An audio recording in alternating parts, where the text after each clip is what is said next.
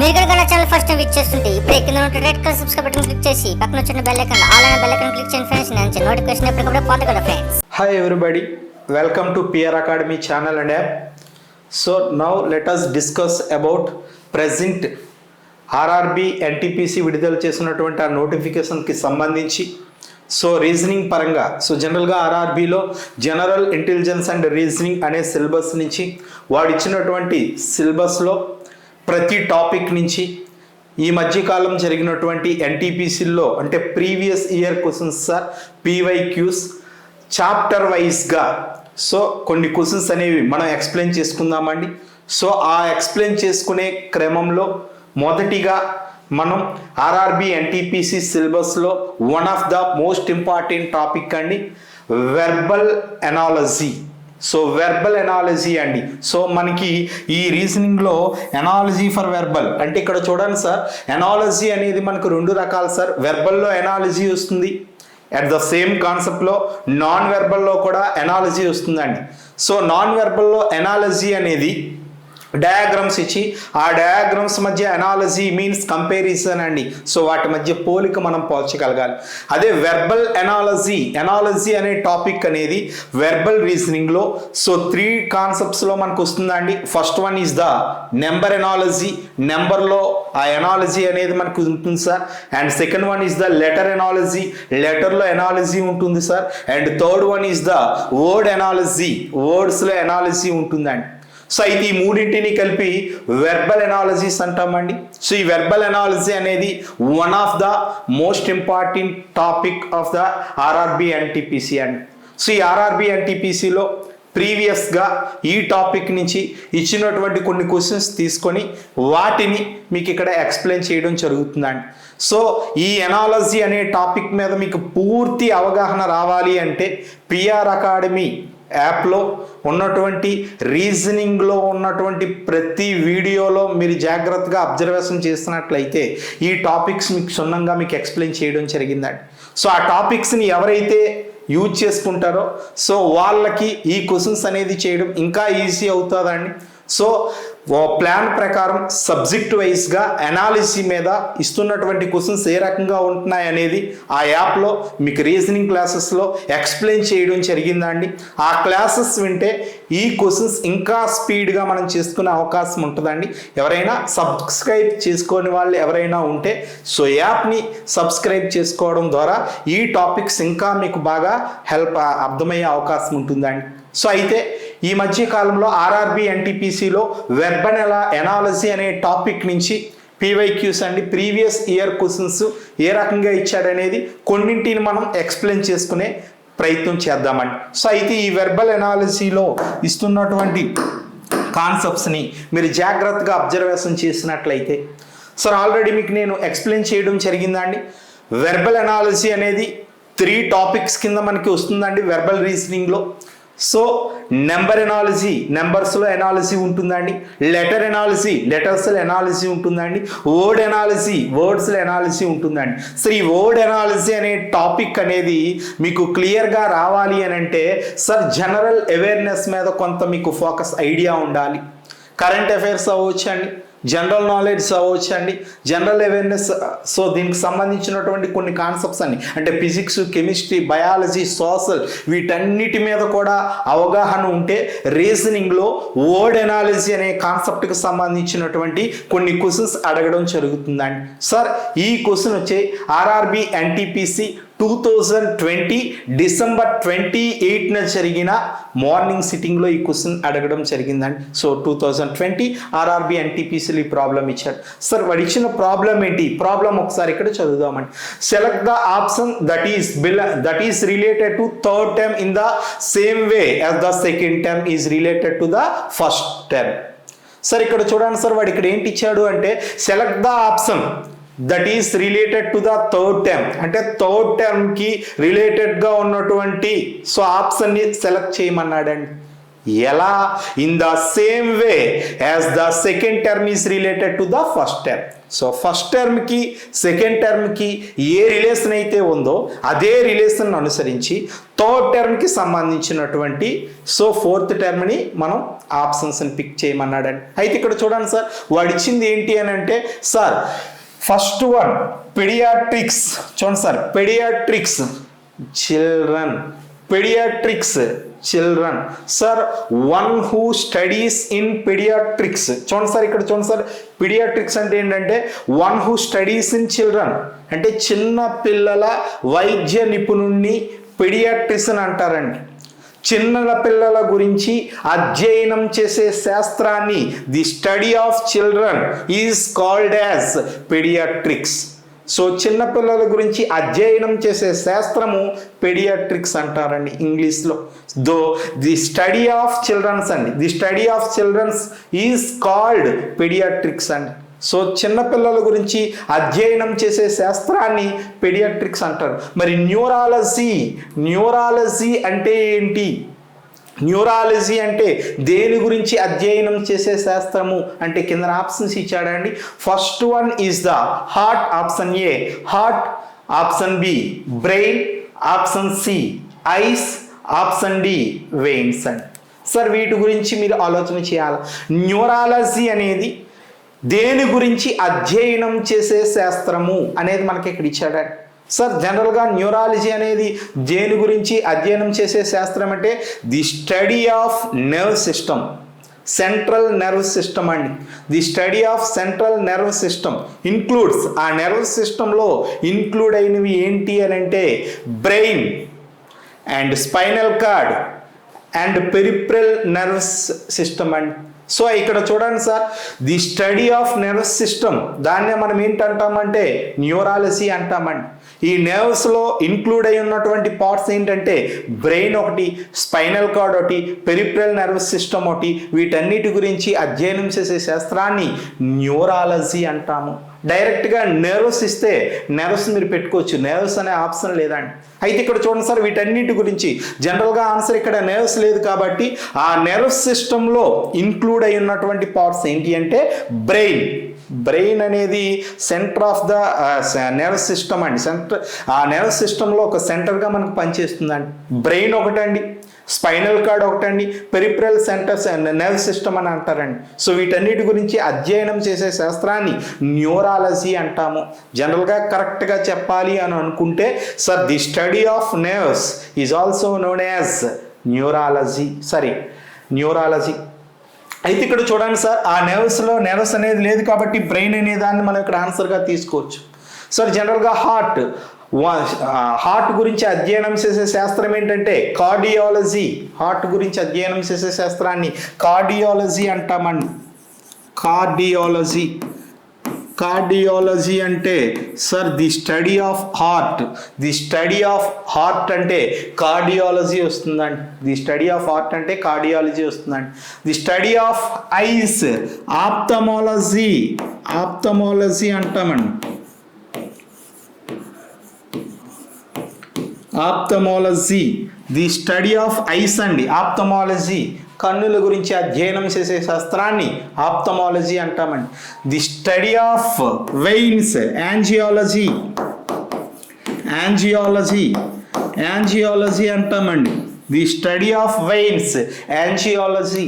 The study of brain means nerve system అండి, nerve system. The study of brain neurology.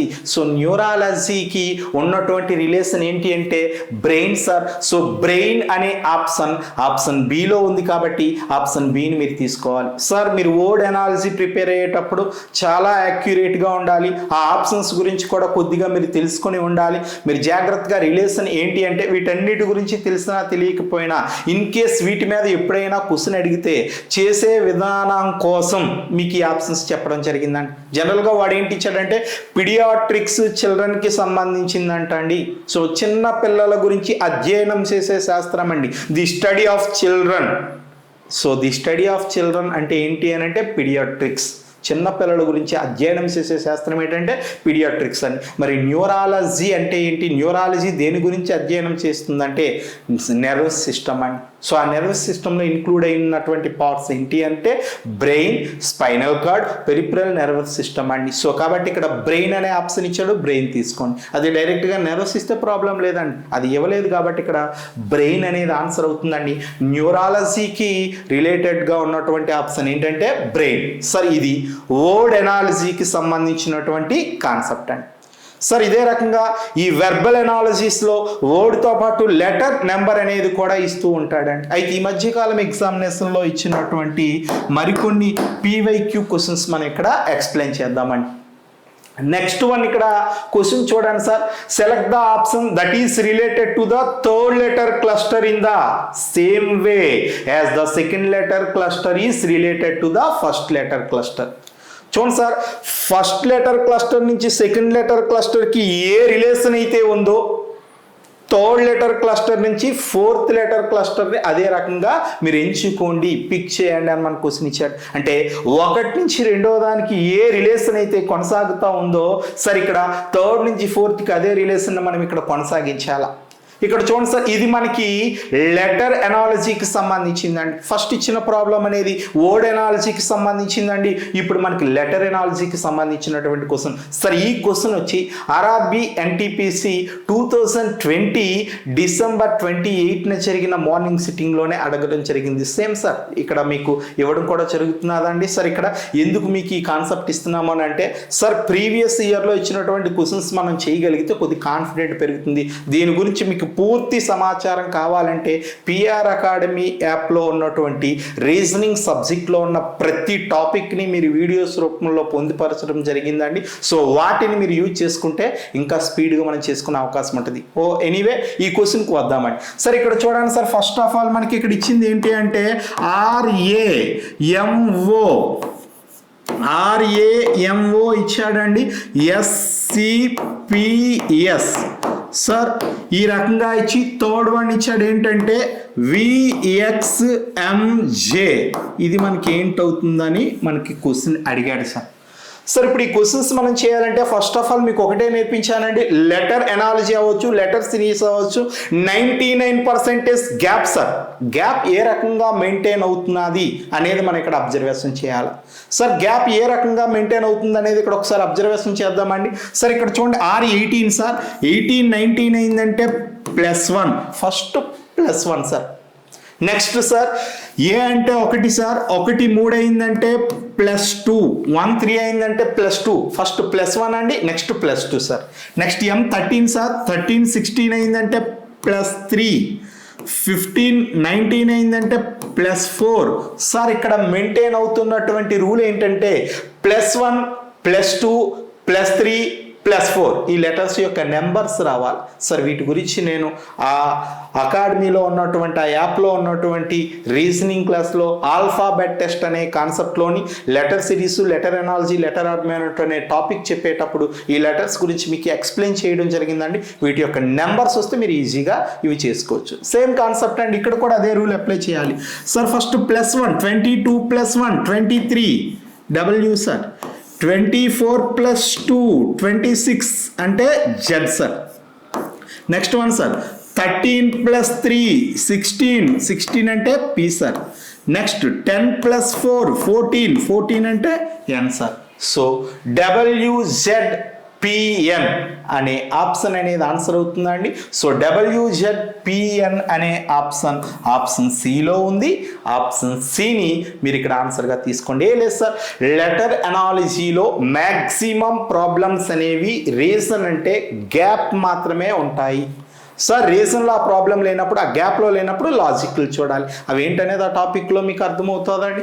So ఇక్కడ ఇచ్చిన ఈ question బట్టి కేవలం గ్యాప్ అనే కాన్సెప్ట్లో వచ్చిందండి. సో నెక్స్ట్ వన్ అండి, ఇదే కాన్సెప్ట్లో ఇంకా వెర్బల్ ఎనాలజీలో ఏ రకమైనటువంటి క్వశ్చన్స్ ఇచ్చాడు చూద్దాం సార్. నెక్స్ట్ క్వశ్చన్ ఇక్కడ చూడండి సార్, సేమ్ కాన్సెప్ట్ అండి. ఈ క్వశ్చన్ కూడా RRB NTPC 2020 డిసెంబర్ 28 జరిగిన మార్నింగ్ షిఫ్ట్లోనే ఇచ్చాడు సార్. సో ఇక్కడ వాడు ఇచ్చినటువంటి ఈ క్వశ్చన్ మీరు గమనించినట్లయితే select the option that is related to the third term in the same way as the second term is related to the first term. First term నుంచి second టర్మ్కి ఏ relation అయితే ఉందో same అదే రకంగా థర్డ్ టర్మ్ నుంచి fourth term కూడా ఆ relation apply చేయండి అన్నాడు. చూడండి సార్, ఇక్కడ వాడు ఇచ్చిన క్వశ్చన్ ఏంటంటే లాయర్ కోర్టు.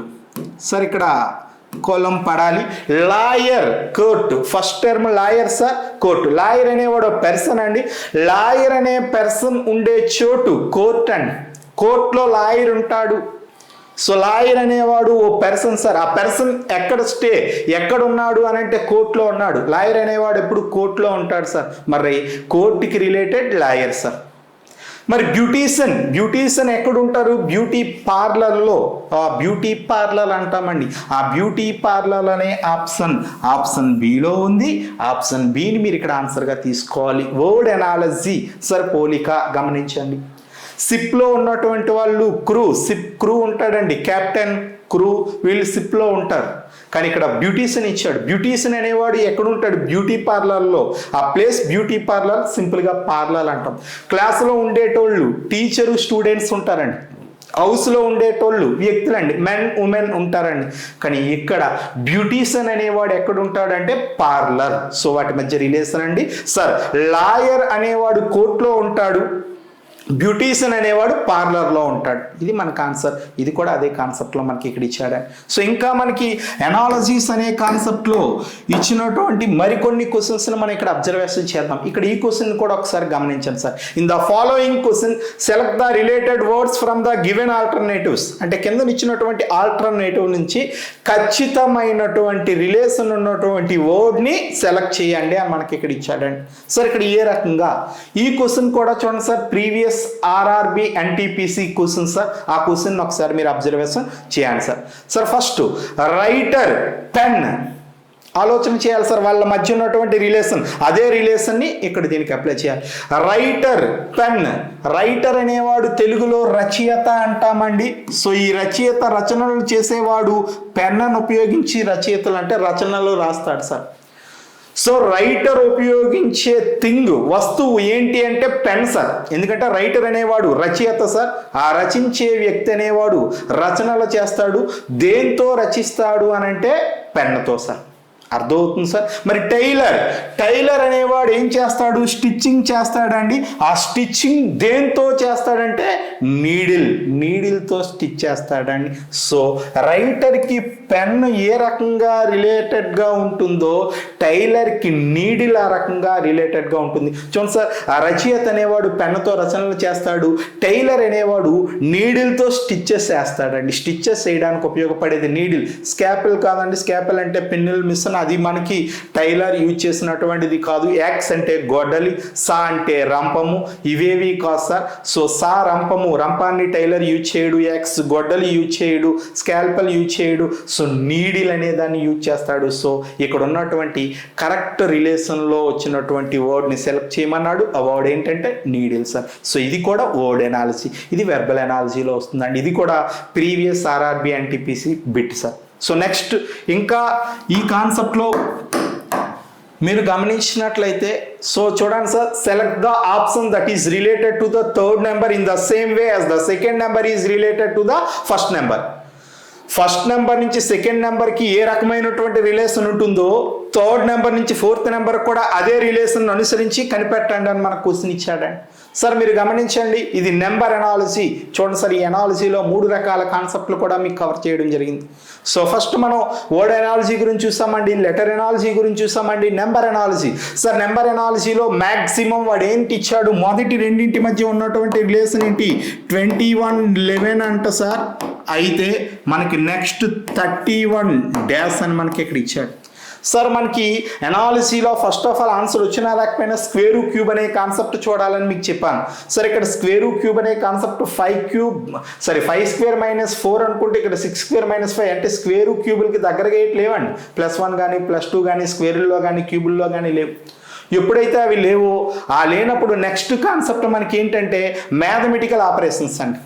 మ్యాథమెటికల్ ఆపరేషన్స్లో ట్రై చేయాలి. అంటే ప్లస్లు, మైనస్లు, సో డివైడెడ్ బైలు, ఇంటూలు, ఈ ఉన్నటువంటి 4 మ్యాథమెటికల్ ఆపరేషన్లో ఏదైనా మ్యాథమెటికల్ ఆపరేషన్ యూజ్ చేసి మనం ఈ 11ని తెప్పించుకోగలమా సార్? 2111 అనగానే చాలామంది ఫస్ట్ ఆలోచన -10. అనుకుంటే 31 - 10 అంటే 21 రావాలా? 21 ఆప్షన్ ఉంటే హ్యాపీగా పెట్టుకోవచ్చు. తప్పు కాదు సార్, నేను ఎందుకు అన్నాను సార్, ఎనాలజీ ఎప్పుడు త్రూ ఆప్షన్స్ ఫాలో అవ్వాలి. ఎందుకంటే ఒక ఎనాలజీలో 2-3 ఆలోచనలు మనకు ఉండొచ్చు. ఆ ఆలోచనలో ఏ ఆలోచన మీద మనకి ఆ ఆప్షన్ ఇస్తాడనేది మనం చెప్పలేం సార్. జనరల్గా మ్యాథమెటికల్ ఆపరేషన్లో మైనస్ మనం తీసుకుంటే 21 - 10 11 అయినప్పుడు 31 - 10 అంటే 21 అవ్వాలి.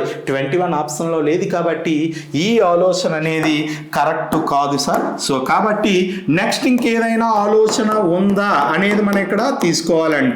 నెక్స్ట్ మ్యాథమెటికల్ ఆపరేషన్ మైనస్ ఎప్పుడైతే అవ్వలేదో ఈ 11ని తెచ్చుకోవాలి.